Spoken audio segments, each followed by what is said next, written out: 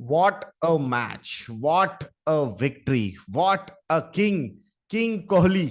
I think मुझे लगता है यहाँ पे मिस्टर कोहली, किंग कोहली को बॉव करना चाहिए. हमने तो 3 बार, एक बार उनको हम बॉव करेंगे आज. और जिस तरीके से मैच निकाला है उन्होंने, आई थिंक दैट वाज फेनोमिनल. मैंने ट्विटर पे एक वीडियो भी शेयर किया था. हमारी सोसाइटी में मैच लगाया था, मतलब एमपीएच हॉल में, मल्टीपर्पज हॉल में. तो वहां पे हम मैच देख रहे थे. What was the feeling? एक टिपिकल इंडियन क्रिकेट फैन की तरह. पहले लोग बहुत एंथुजियास्टिक थे, फिर बाद में थोड़ा सा खराब लगने लगा, फिर बहुत सारे लोग उठ के चले गए. फिर जब मैच जीत गए तो उसके बाद फिर से लोग सारे आए, और जिस तरीके से पटाखे फोड़े गए आज, so I think that was phenomenal. What an experience it was. और ये जो पॉजिटिविटी है, और वो भी हमें हमारे त्योहार के बीच में मिली, I think this is something phenomenal. मैंने एक ऐसे ही एक ट्वीट भी डाला था, विच इज थोड़ा सा लाइटर नोट पे भी है, कि ऐसी जो विक्ट्रीज है वो आपकी जीडीपी को आगे लेके जा सकती है. So as a nation you feel so bonded in such times, and that's very important for any nation, any economy.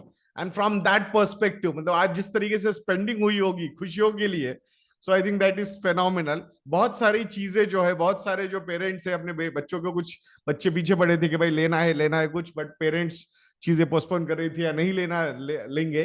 तो ऐसे समय में एक खुशी का मौका होता है, and people start spending, and that's very important, ऐसा मुझे यहाँ पे लगता है. So it was such a good victory in are biggest festival of our nation, Diwali. So I think this is literally phenomenal. So I think जितना, मतलब मतलब जितनी खुशियां हम जाहिर करेंगे उतनी यहाँ पे कम होगी, ऐसा मुझे यहाँ पे लगता है. So happy Diwali to all you people once again. आशा करता हूं कि आपका स्वास्थ्य काफी अच्छा है, और अच्छा खासा मिठाइयाँ आप खा रहे होंगे, not soan papdi. So on lighter note, so आशा करता हूं कि आप ऐसा ही ये जो खुशियों का सिलसिला है वो चलता रहे, और आपकी जो मतलब आपका जो जीवन है ऐसे ही खुशियों से भरा रहे. आशा करता हूं यही पे. सो दोस्तों, सो आज हम स्टॉक नंबर 2 के बारे में बात करने वाले हैं. वैल्यू पोर्टफोलियो का एक स्टॉक हमने कंसिडर किया है, और बहुत सारे लोगों ने उस स्टॉक को सही से प्रेडिक्ट भी किया है जब मैंने क्वेश्चन पूछा था. यस, आज हम आईटीसी के बारे में बात करने वाले हैं दोस्तों. सो बिगेस्ट एवर विक्ट्री के बाद biggest ever sale is still on our website. तो Diwali sale is on. Highest ever, biggest ever discount of 60% is available on our website investedna.in. Model portfolio subscription आपको मात्र 6,000 रुपए में मिलेगा. उस पर आपको एक स्टॉक मार्केट का कोर्स भी फ्री मिल जाएगा. और अगर 3 प्रोडक्ट्स, हमारे रिसर्च प्रोडक्ट्स लेते हो आप, मॉडल पोर्टफोलियो, स्टॉकोमीटर प्लस, फंडोमीटर, तो आपको 3 ई लर्निंग के कोर्सेज भी फ्री मिलेंगे, और सब जगह पे 60% का डिस्काउंट भी सारे रिसर्च प्रोडक्ट्स पे आपको मिल जाएगा. तो आशा करता हूं आप इस बिगेस्ट एवर सेल का लाभ उठाएंगे. इन्वेस्टरना.इन को विजिट करके. हैप्पी दिवाली ये प्रोमो कोड है. सो आइए आईटीसी के बारे में अब हम बात करते हैं. तो ओवरऑल ये जो कंपनी है, एक वैल्यू स्टॉक हम क्यों बोल रहे हैं इसे, अगर हम वैल्यूएशन पॉइंट ऑफ व्यू से बात करते हैं तो डेफिनेटली एक री रेटिंग इस कंपनी को मिली है. तो डायरेक्टली मैं वैल्यूएशन पे थोड़ा सा बात करूंगा, और उसके बाद थोड़े से डिटेल में हम डिस्कशन करेंगे.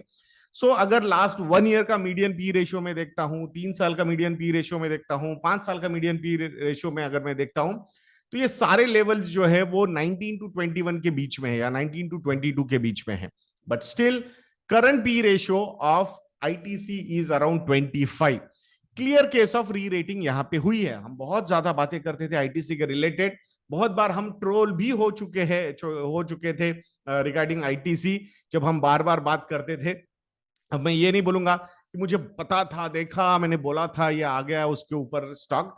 सो we always use to say that कि there are reasons for this stock to get re rated. और वो सबसे बड़ा रीजन है इनका जो एफएमसीजी का बिजनेस है, अदर्स का, अपार्ट फ्रॉम सिगरेट बिजनेस. तो वो बिजनेस में मार्जिन अगर इंप्रूव हो जाते हैं तो वहां पे री रेटिंग होना बिल्कुल तय था. इस बिजनेस का, एफएमसीजी अदर्स बिजनेस का जो एबिटा मार्जिन था वो 10% के ऊपर भी जा चुका था. बट रिसेंट 3 से 6 महीने में जिस तरीके से रॉ मटेरियल कॉस्ट बढ़ी है, तो वहां पे एफएमसीजी कंपनीज को बहुत ज्यादा तकलीफ हुई है इन्फ्लेशन की. रॉ मटेरियल कॉस्ट ऊपर जाने की वजह से मार्जिन पे काफी ज्यादा इंपैक्ट आ गया था.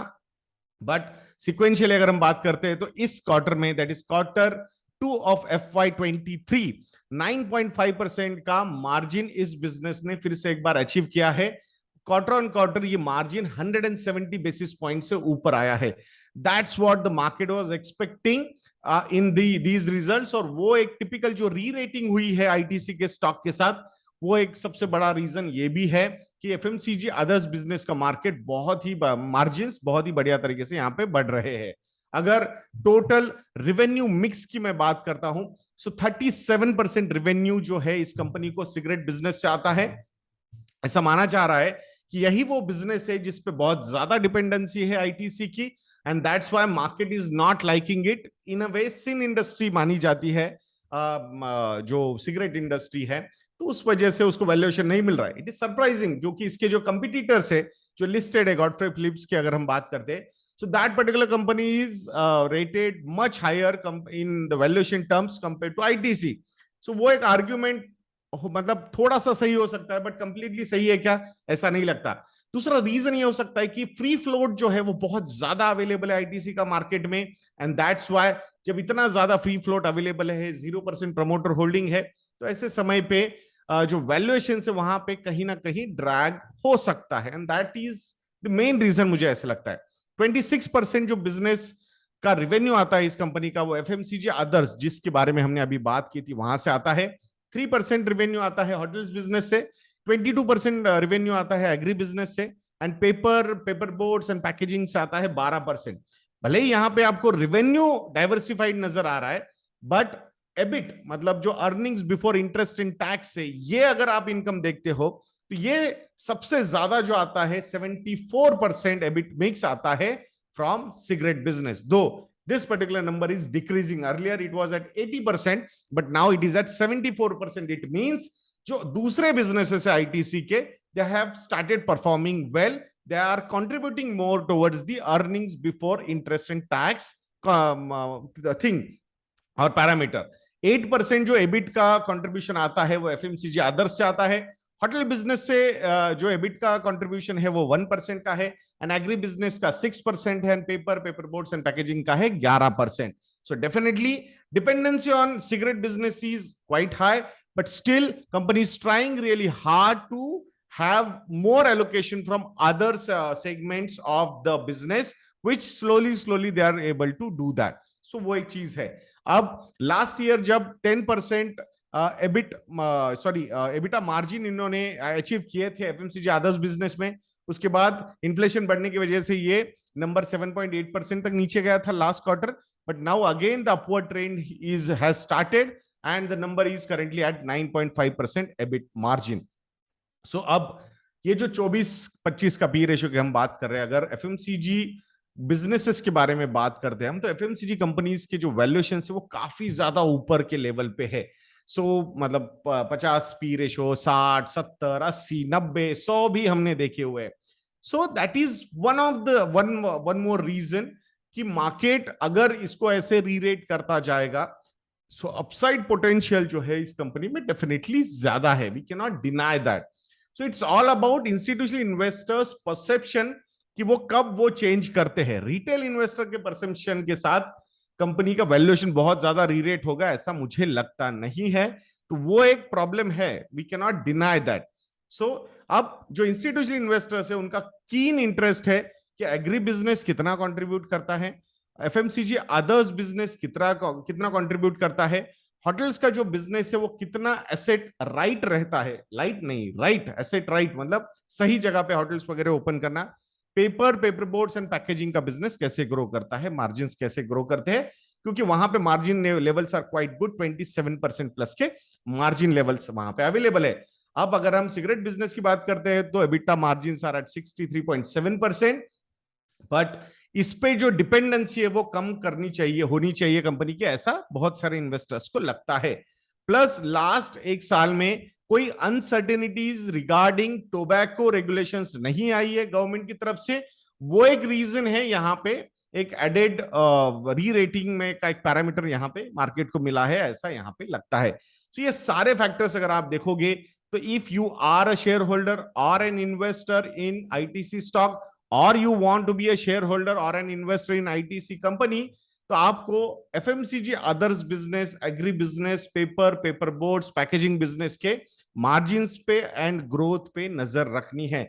These are the businesses which will help this company to keep on getting a good re-rating in this market. So ये एक बहुत ही इंपॉर्टेंट फैक्टर है, ऐसा मुझे यहाँ पे लगता है. बाकी थोड़ा सा डिस्कशन, आईटीसी ने जो एक आईटीसी इन्फोटेक, ये जो कंपनी बनाई है 2020 में, उसको एक्वायर किया था. अराउंड 500 या 550 करोड़ रुपए का नेट प्रॉफिट कंपनी ने दिया था, जो सब्सिडरी आईटीसी इन्फोटेक.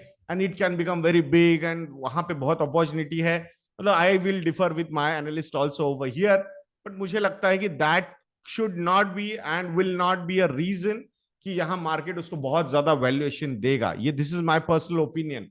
वो उनका कोर कॉम्पिटेंस नहीं है. हमेशा याद रखिए, जो कोर कॉम्पिटेंस होता है एक बिजनेस का, वहां से अगर बिजनेस सही तरीके से ग्रो करता है तो that is always a better thing. हाँ, अगर आपको लगता है कि नहीं आईटीसी इन्फोटेक बहुत ही बढ़िया बिजनेस है, बहुत सही कंट्रीब्यूट करेगा, तो look at there profitability numbers, yearly profitability numbers देखिए इन दोनों कंपनीज के, तो आपको समझ में आएगा कंट्रीब्यूशन इतना ज्यादा होना इज नॉट दैट पॉसिबल. हाँ, अगर आगे जाके आईटीसी ने आईटीसी इन्फोटेक को लिस्ट किया, सो एक अलग कंपनी बोल के हम उसको देख के वैल्यूएशन करने की कोशिश करेंगे. But on the existing business ITC infotech will make any difference, ऐसा मुझे नहीं लगता है. सो लेट्स सी क्या होता है आने वाले समय में. सो दोस्तों, ये वैल्यू पोर्टफोलियो का एक स्टॉक है हमारा. This is not a direct suggestion to go and invest, because वो एक मेथोडोलॉजी है. आपका रिस्क प्रोफाइल कैसा है, क्या है, बाकी के एलोकेशंस कैसे है, क्या है, उसके हिसाब से बहुत सारी चीजें मैटर करती है. अल्टीमेटली लोगों को लगता है एक स्टॉक में लिया, बहुत बढ़िया रिटर्न्स आ गए, हो गया मेरा काम. नहीं, it is not like that. Portfolio building एक मेथोडोलॉजी के हिसाब से होगा, फाइनेंशियल प्लानिंग के हिसाब से होगा. फाइनेंशियल प्लानिंग में फाइनेंशियल गोल्स को इन्वेस्टमेंट से लिंक करके होगा. तो आई थिंक सक्सेसफुल इन्वेस्टर बनना थोड़ा सा सही राह से मैनेजेबल हो सकता है. Otherwise impulsive calls, investing into 1 or 2 stocks can backfire big time. हमें भी नहीं पता कि यही वो स्टॉक है जो हमारे पोर्टफोलियो को ऊपर लेके जाएगा. जब भी हम एनालिसिस करते हैं, मेथोडोलॉजी बनाते हैं, तो जो चीजें वहां पे राइट लगती है वैसे एलोकेशन हम लेते हैं. सो इन्वेस्टमेंट मैनेजमेंट में बिहेवियर मैनेजमेंट पे इग्नोर करना ये बहुत बड़ा प्रॉब्लम हो सकता है, वो नहीं करना चाहिए आपने. सो अगर ओवरऑल इन्वेस्टमेंट मैनेजमेंट में आपको यदना की तरफ से कुछ असिस्टेंस चाहिए, तो मुझे लगता है model portfolio subscription would be a solution to you people. So आशा करता हूं कि हैप्पी दिवाली ये प्रोमो कोड यूज करके आप हाईएस्ट एवर डिस्काउंट ऑफ 60% जरूर लोगे ऑन आवर वेबसाइट investindia.in. अगर कॉम्बो ऑफर्स के लिए जाते हो, 3 साल के सब्सक्रिप्शन के लिए जाते हो, then the discounts would be as high as 75% also. तो investindia.in को विजिट कीजिए एंड हमारे रिसर्च प्रोडक्ट्स को सब्सक्राइब कर लीजिएगा. दोस्तों, ऐसे वीडियोस के लिए चैनल पे बने रहिए. वीडियो को लाइक करना, शेयर करना और चैनल को सब्सक्राइब करना मत भूलना. नेक्स्ट वीडियो में मिलते हैं. जय हिंद.